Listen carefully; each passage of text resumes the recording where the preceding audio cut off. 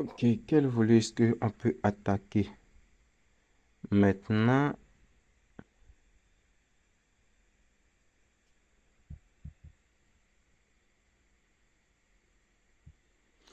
Ok, donc on va maintenant essayer d'afficher les articles des, les articles des boutiques directement sur le site web. Donc ce site web qu'on peut visiter, ici je vais aller en navigation privée pour qu'on puisse y visiter le site web. Et je vais afficher les articles maintenant qui proviennent ici du dashboard des comptes vendeurs directement ici sur le site web pour que les clients puissent avoir accès à ça. D'abord, ce que je vais vouloir implémenter, c'est la fonctionnalité de déconnexion des vendeurs. Et je pense qu'on a déjà ici une route pour ça, hein. Je vais voir au niveau du web.php. Je pense qu'on a ici défini une route pour ça. Ok, donc logout, donc c'est vendor.logout. Et je pense que c'est au niveau des vendors dashboard layout. Dans la barre du haut, cette barre-là, où on a Setting Activity Log, que je la trouve. Ok, donc là, ici, on a Logout qui est là. Parfait. Donc, ce que je vais faire, c'est que je vais faire ici un route vendor.logout. Et ici, je vais dire que pour Setting, je vais supprimer Activity Log. Et ici, Setting, je vais laisser ça pour le moment. Et je vais mettre ici Profile. Profil. Profile. Mon profil. Mon profil. Ok.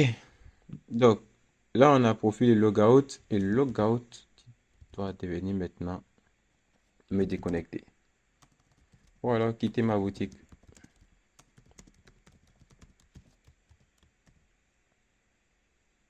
Donc, si on déroule, on clique maintenant sur quitter ma boutique. On est déconnecté, on est retourné ici sur l'écran ici des logins. Donc, ça, c'est bien. Ensuite, allons en navigation privée. Et maintenant, ce qu'on veut faire, c'est d'afficher ici les articles. Donc, donc, ça se trouve au niveau de welcome.blade.php. Ok, au niveau de welcome.blade.php, on a tout ça, on a tous ces articles-là et c'est ce qu'on va faire. Donc, euh, on va chercher le fichier, le contrôleur. Quel contrôleur gère cette page déjà? Allons au niveau du web.php pour le découvrir. Donc, ça, c'est pour les connexions. Ça c'est pour l'authentification. Ça, c'est pour la connexion des utilisateurs. Ok. Donc, euh, en fait, on n'a rien qui gère ça. Donc, on va créer ici un nouveau contrôleur qui va gérer ça. On va l'appeler ici website controller. Donc, je vais agrandir ça pour que vous puissiez voir. Je vais créer ici un nouveau contrôleur PHP artisan. Mais deux points contrôleur website controller. Parce qu'actuellement, le website est affiché directement depuis la route web.php et là, c'est pas totalement top. Et ce qu'on va faire, c'est que là, on va venir faire ça. On va pas home. On va maintenant appeler ici le website controller 2.2.class. Ici, on va appeler la méthode index. Donc, on va copier ça. On va venir remplacer ici aussi. Et là, ce sera à peu près la même chose.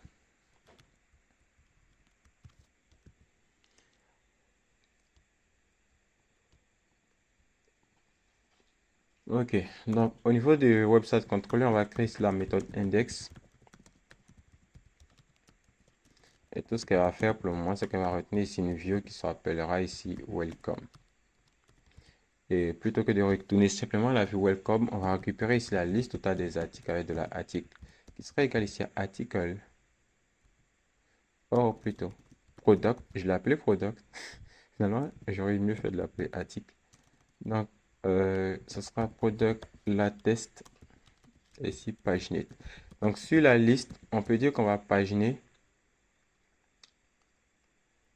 Euh, on va dire qu'on va paginer, on va mettre ici 20 éléments ici sur la page d'accueil, 20 articles, les 20 derniers articles. Mais on va pas afficher la pagination parce que ça fera un petit peu bizarre. On va créer une page dédiée ici aux articles. Donc, compacte ici article. Et au niveau de welcome.blade.php, ce qu'on va faire, c'est qu'on va repérer ici cette carte là où elle commence et elle se termine, histoire de ne plus avoir ici tout ce bordel là. Parce que je pense que c'est un seul élément qui a été répété plusieurs fois.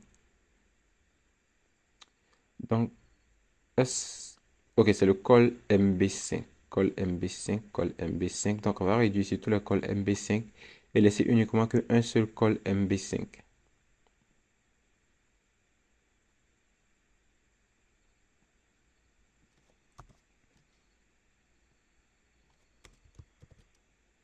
Ok, donc pour ce col MD5 qu'on a laissé, on va mettre ici un petit for each autour de lui, de la article as de la article. Et ici, on va bouger ici ce col MD5 à l'intérieur. Et si je fais ça que j'enregistre, on va voir que j'aurai ici 4 articles qui apparaissent parce que j'ai 4 articles présents dans ma base de données.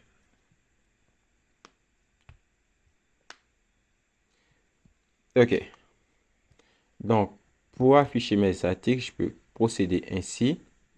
Mais ce que je veux faire aujourd'hui, c'est que je vais maintenant créer ici une composante spéciale. Pour ça, donc, attends, on va les afficher ainsi pour le moment. Et plus tard, on verra comment on peut faire ici pour créer ici une composante spéciale pour afficher ça. Donc, on va commencer par le nom. Si c'est pas popular item, c'est de l'article. Ici, name. On va voir si ça marche pour commencer. Ok, ça marche bien. Le prix, ça sera de l'article price. Et si on met ici CFA derrière.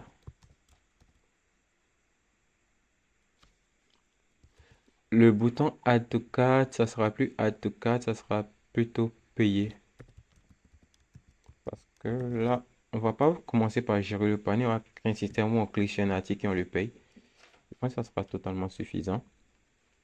Et ici, il nous faut maintenant afficher ici l'image. Et pour l'image, c'est à peu près le même comportement qu'on a fait au niveau ici du dashboard des vendeurs. Et ce qu'on va faire, c'est que là, ça, je vais laisser ça pour le moment. Je vais mettre ici un petit if, arrobas if, et un arrobas else. Et ici, dans le else, je vais coller d'abord ici l'image. Et dans le if, je vais mettre ici if de l'article. Image. Et ici, au niveau des website controller, lorsque je récupère les images, je peux ici faire ici avec ici un with. Récupérer ici avec l'image qu'on a défini au niveau du modèle, with image. Et je vais écouter pour voir si jamais on a ici une image, et ça passe. Alors on va afficher ça. Donc vous voyez que les deux qui n'ont pas d'image sont totalement remontés. Et les deux qui ont des images sont totalement remontés. Et ceux qui n'ont pas d'image sont restés tels quels. Et si on a des images, on veut les afficher.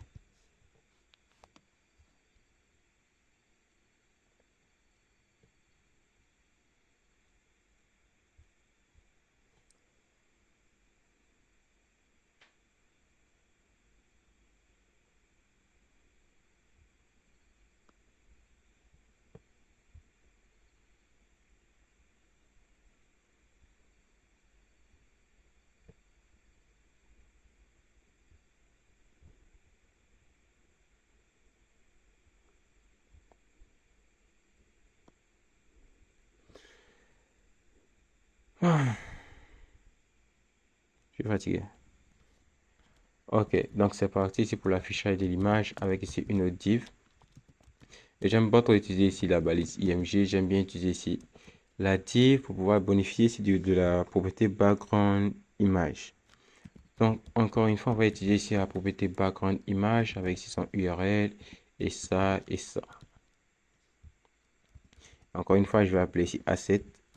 Et d'abord ici, le premier élément de asset c'est storage. Et storage, je pense qu'il va se fâcher avec moi parce que je l'appelle vraiment beaucoup. Et là, ce sera article slash image slash path maintenant. Ok, donc ici, il me faut mettre ici les autres conditions. Il nous faut ici définir la taille qui doit être de 100%. La hauteur ici, je vais dire qu'elle sera égale ici à 200 pixels. Le background-position, ça sera égal ici à center.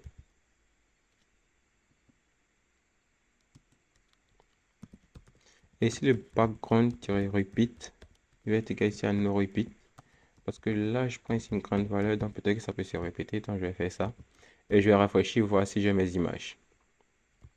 Et j'ai pas encore terminé, il me manque ici le background size qui va être ici cover. Voilà, enseignant avec ici contain, voir. Cette propriété contain, je l'aime pas vraiment du tout. Non, je préfère largement ici cover. Cover. Ok, je préfère largement cover et on a ici nos articles qui sont là. Et pour le deuxième cas, hmm, ce que je vais faire, c'est que je vais copier ici tout ce qu'il y a dans cette div. Et après le style, dans cette première div, après le background image, je vais déplacer tout ça. Et je vais créer ici une classe que j'aime. Je vais créer ici une classe que je vais appeler image imgbg. Et juste en bas, je vais venir créer ici du style. Et je vais lui donner la classe img-bg. Et ici, je vais coller tout ça à l'intérieur. Et si je rafraîchis, j'espère que tout va marcher. Ok, tout marche à nouveau. Sauf que cette fois, dans le cas là, je vais retirer ici cette image. Et je vais venir prendre ici cette div là pour la remettre dans le cas du else aussi. Donc décidément ça va cracher, mais on va pas ici utiliser ici asset, on va juste retirer ça pour le moment. Et pour l'URL on va laisser ça ainsi. Et ce qu'on va utiliser, ce sera ici une bibliothèque qui sera ici UI avatar. Et on va venir cliquer ici sur UI avatar ou rechercher UI avatar et le site c'est uiavatar.com. Je le mettrai dans la description. Et là, on va venir utiliser ici la méthode classique Generate Blue Avatar. On va cliquer ici sur Try. Ça va me permettre de générer des avatars comme ça. On va copier ça, on va venir mettre ici au niveau de l'URL. Je pense que on peut passer ici des propriétés. Name. Okay. Donc on peut mettre ici un name. Et ici le name maintenant, ça sera égal ici maintenant à $article name. Voilà. Et si on rafraîchit, je pense qu'on aura ici deux articles qui apparaîtront ici avec ici AR2 pour les deux initiaux et ici iPhone 14 pour ça.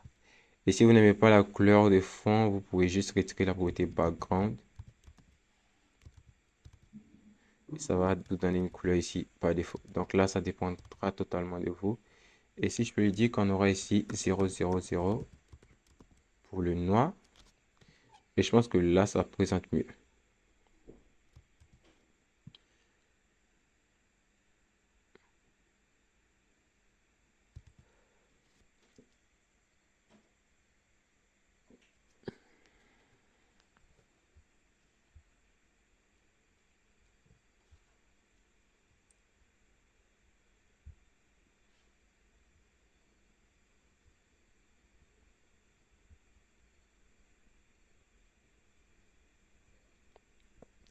Ok, donc là, on réussit à avoir ici notre interface.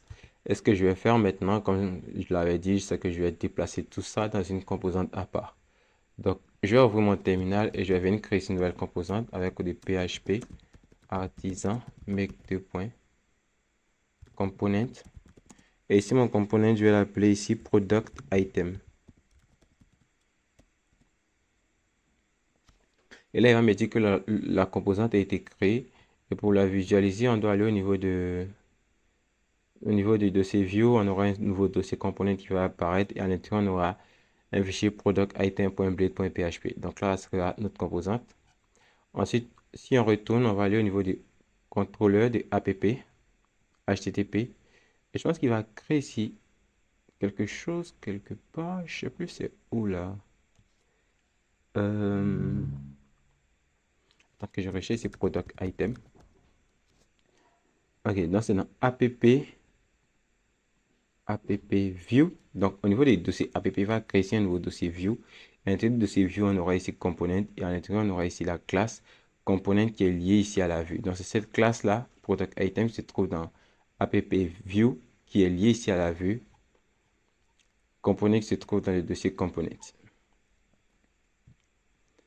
OK. Donc, première chose, on va déplacer ici tout ce col MB5 qu'on a mis ici. On va couper ça. On va l'envoyer au niveau de component product item. Et là, on doit avoir ici un élément route. Donc, on va coller ça et on va voir ce que ça donne. Ensuite, toujours du côté de welcome, on va aller prendre ici le style.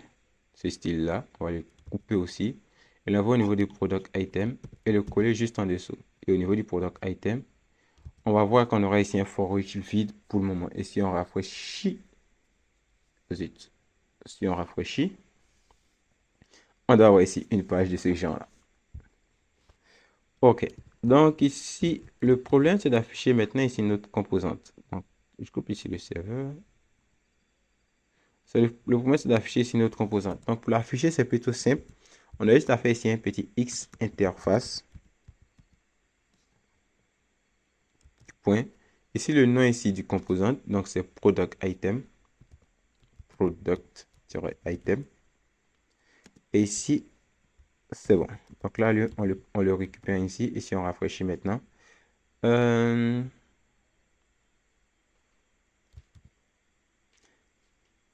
Donc là, il ne reconnaît pas ça.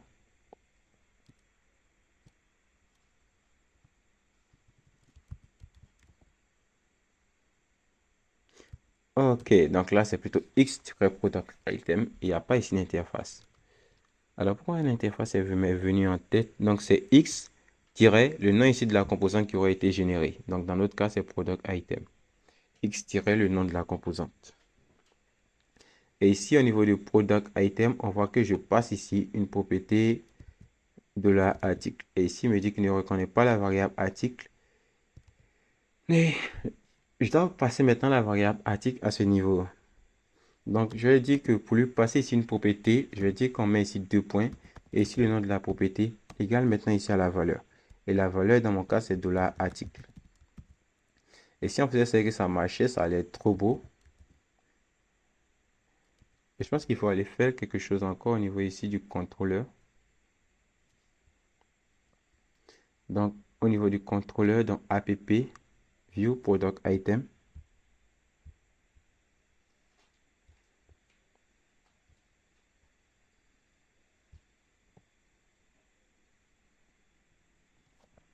Donc, si je fais ici un public $article, si je définis de manière publique et je rafraîchis,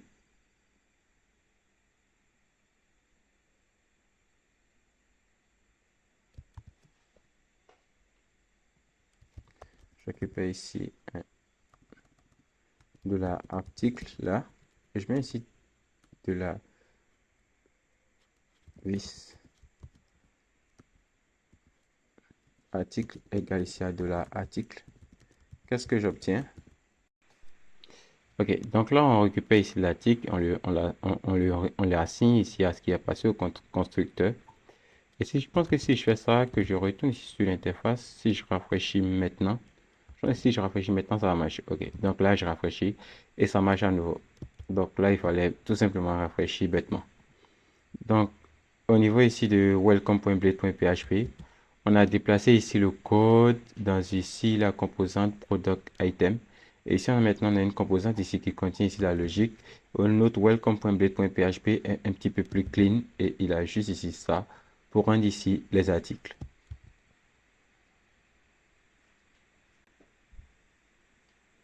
OK.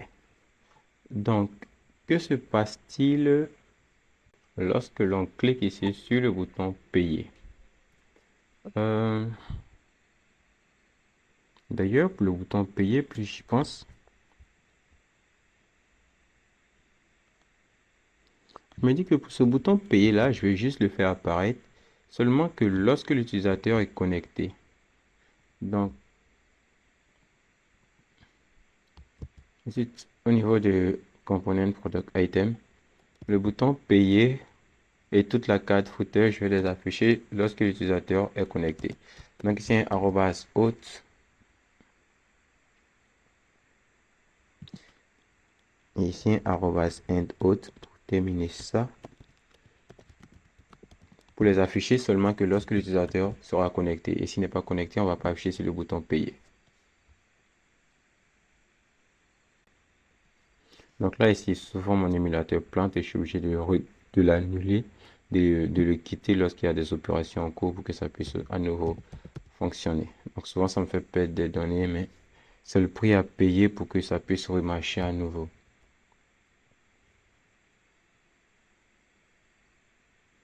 Ok, donc là maintenant, si j'enregistre, je vais enregistrer maintenant iPass. Et encore, je vais venir relancer le serveur voir PHP artisan save pour voir si j'aurai plus mon bouton vu que je ne suis pas connecté. Je ne dois plus avoir ici accès à ce bouton payer. Et si je rafraîchis, normalement le bouton payer doit disparaître. Il n'y en a uniquement que les articles. Et pour pouvoir avoir accès au bouton payer, il va falloir que je me connecte. Donc, je vais venir me connecter. Et je pense que j'ai de nombreux comptes ici. On va voir ici John, Jane. Je pense que le mot de passe est Azerty. Si je clique sur me connecter. Oh, ça n'est pas reconnu. Donc, johndoe@gmail.com, Azerty. Ok, donc on est connecté et on a maintenant accès ici au bouton payer.